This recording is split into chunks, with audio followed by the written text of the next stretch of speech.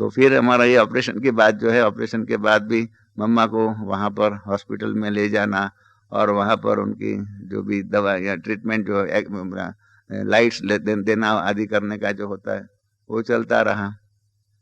और उसके बाद मम्मा को जो है ऑपरेशन के बाद वहाँ रहे। उसके बाद डॉक्टर ने कहा भले आप लेके जा सकते हो, और अभी हर 3-3 महीने के बाद मम्मा को यहाँ पर बॉम्बे लेके आने का चेकिंग के लिए। तो बॉम्बे से आबू तक आने के समय पर हम लोग कार में ट्रेन में आए। तो ट्रेन में मैं भी मम्मा के साथ आया हुआ था। मम्मा के साथ जब आया तो अहमदाबाद के अंदर सुबह मम्मा को चाय या दूध जो देना होता है, वो हमारे उस टाइम पर कोई सेवा केंद्र नहीं था। तो सेवा केंद्र नहीं था तो हमने जो एक भाई जो है, या बटुक भाई करके थे, वो यज्ञस्थ नहीं थे, उनके घर में ही बहने भाई जो भी जाते थे अहमदाबाद तो रहते थे। तो उनको पत्र और फ़ोन कर दिया था कि ऐसे ऐसे मम्मा आने वाले हैं, उनके लिए आप सुबह चाय दूध जो भी हो लेके आना। तो लेके आना, तो सुबह वो लेके आया था। तो वो तो गृहस्थी घर था, पर तो मम्मा बीमार थे, इसके हमने कारण मम्मा को मम्मा जो चाय पीते थे वो चाय का दिया। हमारे लिए वो दूध लाया था, हमने दूध पीने का इनकार किया। हमने कहा हम तो ज्ञान के नियमों के आधार पर ऐसे किसी के घर का नहीं पिएंगे। तो मम्मा ने हमको कहा कि आप क्यों नहीं पीते? मैंने कहा मम्मा ये तो हमारा नियम जो है, और हमको तो दुख इस बात का होता है कि आप इतने बीमार हैं और सब कुछ होते हुए भी हमारा कोई ज्ञानी तो आत्मा यहाँ अहमदाबाद में नहीं है। अहमदाबाद हाबू से सीधा ही बॉम्बे के बीच में एक भी सेवा केंद्र नहीं है। तो मम्मा ने कहा कि ऐसी कोई बात नहीं, आप फिक्र नहीं करो, आगे चल करके गुजरात के अंदर भी बहुत अच्छी सेवा होगी, और ऐसा अभी तो दूध की क्या बात, खाना पीना भी सबको मिल जाएगा, ऐसी बात हो जाएगी। मैंने कहा उस टाइम पर देखेंगे, अभी तो नहीं है तो मैं तो नहीं पीऊंगा। कहा नहीं आप पी लो, बाबा मम्मा कहती है ना तो पी लो। तो मैंने पिया। तो मैंने कहा मम्मा ये आपका वरदान याद रहे और गुजरात की सेवा होनी चाहिए। तो ये भी हमने देखा कि गुजरात की सेवा का वरदान जो है अहमदाबाद के उस प्लेटफॉर्म पर मिल गया कि यहाँ बहुत सेवा बढ़ेंगी। और फिर हम आबू में आकर के बाबा के साथ अहमदाबाद की ही सेवा की ही चर्चाएं हुई। बाबा कहे कि गुजराती लोग कैसे होते हैं? मैंने कहा बाबा गुजराती लोग ऐसे होते हैं कि यहाँ तो अगर जो एक्सेप्ट कर लेंगे तो टोटली एक्सेप्ट कर देंगे, और अगर रिजेक्ट करेंगे तो ऐसा रिजेक्ट करेंगे आपको वहां पांव भी रखने नहीं देंगे। ऐसे गुजरात की धरनी जो है वो भाववान धरनी होती है। और उसके बाद हमारा अहमदाबाद में सेवा केंद्र भी करने का बाद में प्रोग्राम बना, होती सारा वो तो दूसरी कहानी है। तो ऐसे मतलब जो है, और मम्मा के साथ ट्रेन में जब यहाँ आना हुआ तो हमने मम्मा को कहा था कि हम प्रदर्शनी बनाना चाहते हैं और प्रदर्शनी करना चाहते हैं। तो मम्मा ने प्रदर्शनी के बारे में सारा पूछा, उसकी खर्चा कितना होगा। तो हमने कहा आप बताओ, इतना हम खर्चा करेंगे, बाकी का हम कर लेंगे। यज्ञ कितना खर्चा करेंगे, सेंटर कितना करे, वो हमको बताओ, बाकी का हम कर लेंगे। तो मम्मा ने सैंक्शन किया 750 रुपया। 750 रुपया में आप प्रदर्शनी करेंगे, यज्ञ का खर्चा 750 होगा, उसके अलावा आपको जितना करना हो इतना आप कीजिए। हमने कहा ठीक है, उसमें क्या बड़ी बात है, आपने एक पैसा भी सैंक्शन नहीं किया होता तो भी हम कर देते थे। तो ऐसे मतलब मम्मा से प्रदर्शनी की भी इजाजत को छुट्टी मिल गई, और उसके परिणाम रूप क्या हो गया कि हम बॉम्बे में प्रदर्शनी के लिए तैयारी करने लग गए। और उसी के बीच में इसीलिए दादी प्रकाश मणि भी बॉम्बे आ गए, वो सारी दूसरी कहानी है। परंतु इसके आधार पर मम्मा के साथ प्रदर्शनी के चित्रों के, उसकी कहानी, उसके लिखत बारे में, इन सब बातों की लेन देन होती रही और मम्मा से गाइडेंस मिलती रही। बाद में बॉम्बे में प्रदर्शनी जो है वो भी हो गई, और बॉम्बे की वो प्रदर्शनी जो है उसके बाद दूसरी प्रदर्शनी हुई जनवरी में। तो दूसरी प्रदर्शनी जब हुई मतलब उसके उस टाइम पर इक्यूरिस्ट कांग्रेस, मतलब क्रिश्चियन लोगों की बड़ी कॉन्फ्रेंस थी, तो उसके अंदर उनका आना हुआ था। तो उस प्रदर्शनी के अंदर भी मतलब मम्मा का मिलना हुआ। बाकी पहली प्रदर्शनी भी मम्मा ने देखी, जो दिसंबर महीने में जो हुई, उस प्रदर्शनी को भी मम्मा ने देखी।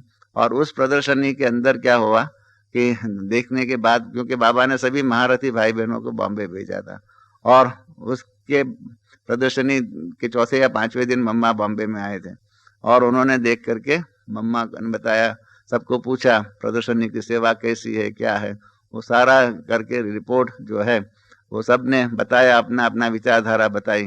कईयों ने बताया, हमारे जगदीश भाई ने जो बताया था मुझे अभी भी याद है इन्होंने कहा कि अब तक मैं बाबा की इस बात को नहीं मानता था कि हमारे ज्ञान को सुनने के लिए लाइन लगेगी।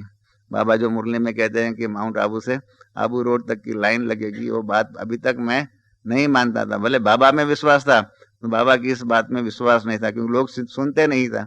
परंतु यहाँ आकर के ये प्रदर्शनी के लिए 200, 300, 400, 500 लोगों की जो लाइन लगती है, उसको देख करके लगा कि बाबा की वो बात जो है, वो भविष्यवाणी जो है वो सच होंगी।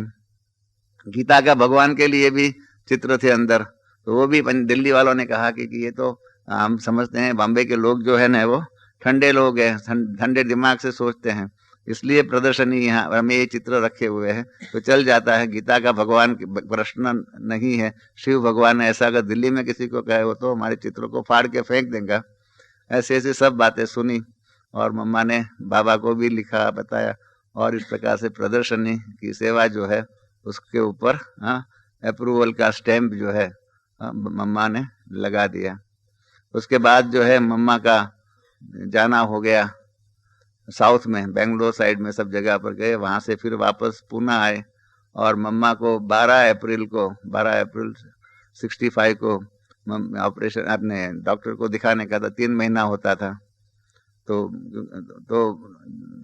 पुणे वालों ने रिक्वेस्ट किया कि मम्मा को हमारे पास 1 हफ्ता ज़्यादा रहने दो, और इसलिए हम ज़्यादा यहाँ रखेंगे 1 हफ्ता, और 18 तारीख भेज देंगे, आप 12 अप्रैल के बदले में 19 अप्रैल को मम्मा का प्रोग्राम बना लो। तो हमने डॉक्टर पे मास्टर को फ़ोन किया, उसने कहा भले 1 हफ्ता देरी से आवे, और 18 अप्रैल को आ गए, और 19 अप्रैल को हम लोग डॉक्टर के पास लेके गए।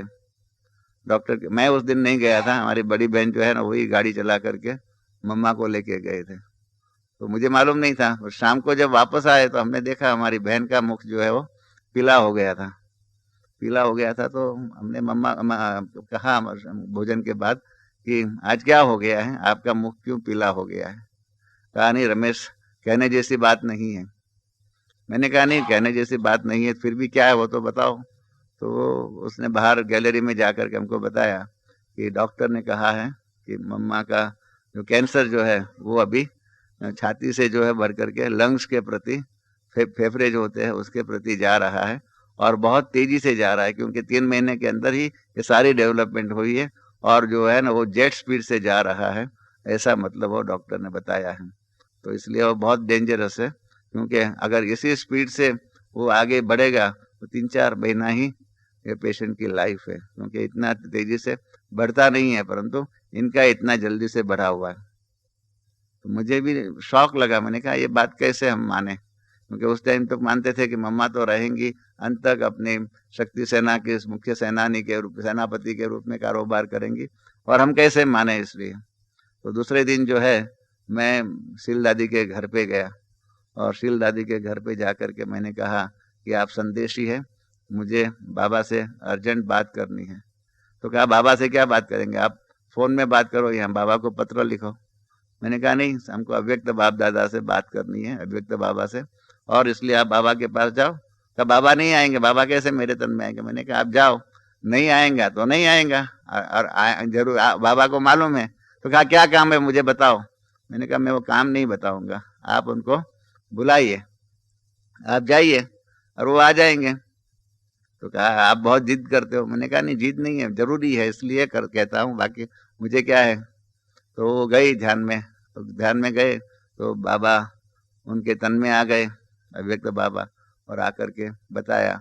मैंने बाबा को बताया कि कल डॉक्टर ने ऐसा ऐसा कहा है, ये हम कैसे माने। तो इसलिए मैंने, क्योंकि और किसी को भी ये बात कहे उसके पहले ये समाचार जो है उसको आपसे वेरीफाई कराना था, और उसके आधार पर किसको कहे किसको नहीं कहे, क्योंकि ये तो बहुत बड़ा खतरनाक समाचार है। तो बाबा ने कहा नहीं, ड्रामा का भावी वही है, और यही ड्रामा को भी यही मंजूर है, और इसलिए ये कारोबार आपको करना होगा। आप बाबा को जो है पत्र लिखो, और वो पत्र में लिखो कि डॉक्टर ने ऐसा ऐसा कहा है, मम्मा अभी थोड़े दिन के ही मेहमान है, और 3-4 महीना जो है वो सारी लिखो, और वो पत्र पहले मम्मा को पढ़ाओ, और मम्मा पढ़ने के बाद उसको आबू भेजो। मैंने बाबा को मना कर दिया कि बाबा ये मैं नहीं पत्र लिखूंगा। ये पत्र जो है मैं अब नहीं लिखूंगा, आप किसी और के द्वारा लिखाइए। तो बाबा ने कहा नहीं, आपको ही लिखना होगा। तो मेरी आंखों में से जो है ना एकदम आंसू आ गए। मैंने कहा बाबा आप इतना करा तो कैसे मेरे से अपनी मम्मा के बारे में लिखा जाए। तो बाबा ने हमारे आंसू जो है ना वो पहुंच लिए। तो ये आज मतलब लगता है कि ये हम कितने भाग्यशाली कि हाँ बाबा की इतनी पालना मिलती है कि जिसके अंदर हमारे आंसू भी जो होते हैं वो भी साकार रूप में, बाकी तो मुरलिया साकार रूप में सुनते हैं, बाबा से टोली खाना या खिलाने का रहता है, परंतु हमारे जो स्थूल रूप में जो आंसू भी गिरे उसको भी बाबा ने अपने हाथों से पहुंच लिए। और बाबा ने कहा नहीं, बाबा आपको मदद करेगा। मैंने कहा बाबा ऐसे, बाबा ने कहा नहीं आप करो। तो मैंने देखा कि वो बाबा ने जो मदद दिया, हिम्मत दिया, तो आज तक भी कई ऐसी समस्याएं आती है, उस समस्या के समय पर बाबा की वो जो बात जो है, जो बाबा ने जो आंसू पहुंचे और जो हिम्मत दिया, उस हिम्मत को याद करते हैं, उस श्रीमत को याद करते हैं, तो कोई भी समस्याएं आती है उसको फेस करने की शक्ति ऑटोमेटिकली